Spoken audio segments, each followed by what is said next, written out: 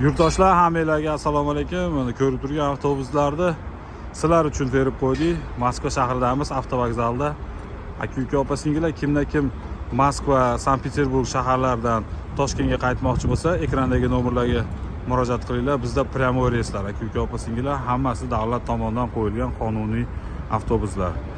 Chipta asosida yuradi hammasi, aka-ukalar. Так что bemalol обращаться qilaverasizlar. Har bitta avtobusimizda 3 tadan voditeli bo'ladi. 2,5 sutkada Toshkent Sobir vokzaliga yetkazib olib boradi.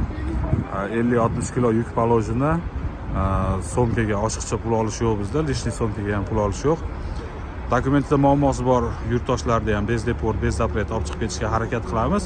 Yo'lda salomatligini qilasizlar, sho'pir akalarga, starshий bolalarga bez deport, bez zapret olib chiqib ketadi, xudo xolasa. Aka-uka opa-singillar.